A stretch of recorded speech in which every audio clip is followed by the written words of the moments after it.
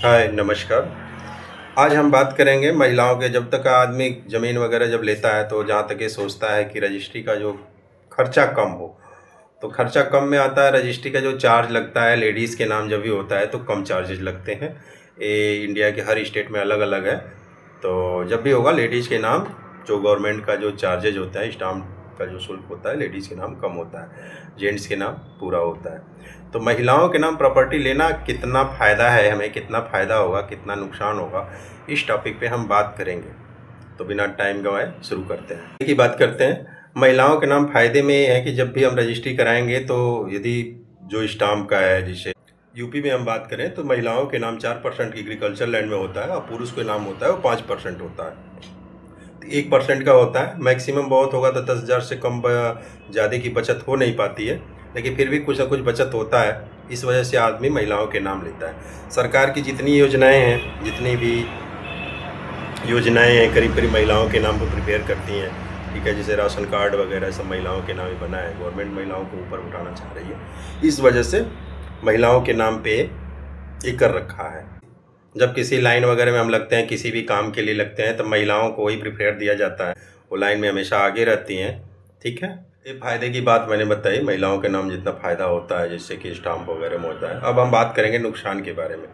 जब हम रजिस्ट्री करा देते हैं किसी भी पत्नी के नाम या किसी के नाम, जब खारिज दाखिल वगैरह हो जाता है तो उस पर पूरा का पूरा हक उसी का हो जाता है। ठीक है, और आप इमोशनल होकर करवा दिए, बहुत बहुत अच्छा प्रेम है, इस वजह से हर घर में होता है, लोग कराते हैं ऐसे ही रजिस्ट्री, महिलाओं के नाम ही कराते हैं। लेकिन कम से कम अदालत में जाएंगे तो कम से कम नहीं सैकड़ों लाखों केसें पड़े हुए हैं इसी प्रॉपर्टी को लेके। तो उसमें क्या होता है कि जब रजिस्ट्री हो जाती है, कल को आप यदि बेचने का इरादा बनाते हैं उसको कि भाई मैं बेचना चाहता हूँ, यदि पत्नी उस पर रोक लगा देती है, तो रोक लगा देती है कि नहीं वो नहीं बिकेगा, तो आप चाह के भी नहीं बेच पाएंगे किसी भी तौर तरीके। कोर्ट कचहरी का चक्कर लगाना पड़ जाएगा और बेच नहीं पाएंगे, और उसका मालिकाना हक भी खो देंगे। कल को यदि औरत यदि मर जाती है तो भी आपका नाम उस पर नहीं चढ़ेगा। आप लाख दावा करेंगे पैसे मैंने अपने जेब से लगाए हैं, नौकरी का अपने प्रूफ देंगे, इस अकाउंट का प्रूफ देंगे वगैरह वगैरह। कानूनी दाव पेच में फंसे, केस बहुत लंबा चलेगा, बहुत लंबा चलेगा, लेकिन वो प्रॉपर्टी आपके पास नहीं आएगी। उसके जीवित रहते भी नहीं आएगी, मरने के बाद भी नहीं रहेगी। ये तो हुआ नुकसान के बारे में। दूसरी चीज़ है कि कल को आपने उसके नाम करा दिया, यदि पत्नी का किसी भी वजह से आपसे संबंध बिगड़ता है, जहाँ तक प्रॉपर्टी नाम कराने के बाद संबंध बिगड़ जाता है, ज़्यादातर 100% नहीं फिर भी, तो यदि उसका कहीं अफेयर होता है, कहीं चली जाती है वगैरह वगैरह, फिर आप उससे ज़मीन नहीं ले पाएंगे, कभी नहीं ले पाएंगे। कोर्ट कचहरी के आप, हाँ, कोर्ट का दरवाज़ा खटखटा सकते हैं, लंबा टाइम केस चलेगा, लेकिन आप कानूनी दावपेच में। इसलिए ये मैं सलाह देता हूँ कि प्रॉपर्टी अपने नाम लीजिए और पत्नी के नाम न लीजिए। प्रॉपर्टी जब भी हो आप अपने नाम लीजिए। अब पत्नी के नाम लेने से अच्छा 10,000 फालतू लगेगा, कोई दिक्कत नहीं है। ठीक है, और वो तो आप हैं ही हैं उनके साथ सुख दुख के लिए। ठीक है, आपका तो साथ रहेगा ही, तो अपने नाम लीजिए, किसी मुसीबत में आप न पड़ें।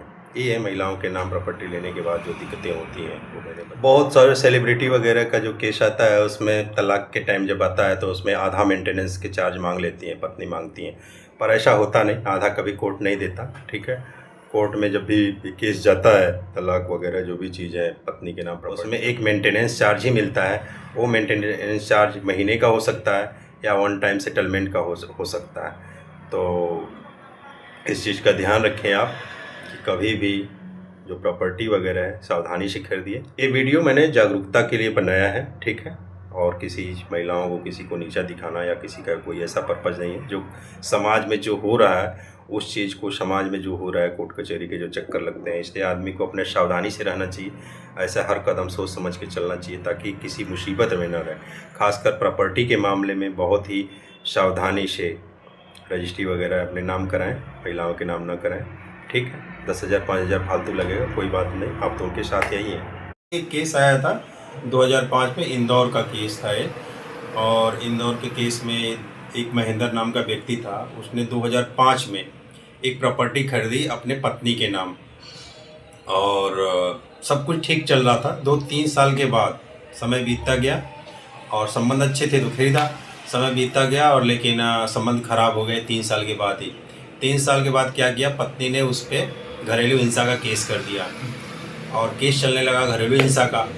और 2011 आया तो इसने भी तलाक के लिए मतलब ये केस किया उसके ऊपर, और प्रॉपर्टी का भी केस चलने लगा उसके ऊपर। और लास्ट में करीब 2005 के बाद करीब 15 साल बाद इस केस का जब फैसला आया तो कोर्ट ने, मतलब 15 साल बहुत होते हैं, कोर्ट ने जो आदेश में अपने लिखा कि ये प्रॉपर्टी जो है उसी के नाम रहेगी, पत्नी के नाम रहेगी, चाहे भले ही उसी के पति के पैसे से ही प्रॉपर्टी खरीदी गई है, लेकिन जो उस समय जब खरीदी गई तो पति पत्नी के संबंध काफ़ी अच्छे थे तब खरीदी गई।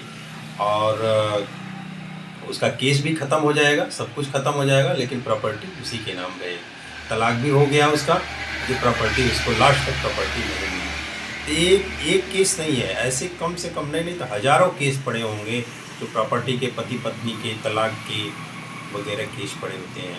इस वजह प्रॉपर्टी के मामले में जिसका पैसा लगता है उसी के नाम, अपने नाम से ही खरीदें, यही सही है। ठीक, ओके, ठीक है, अच्छा, नमस्कार।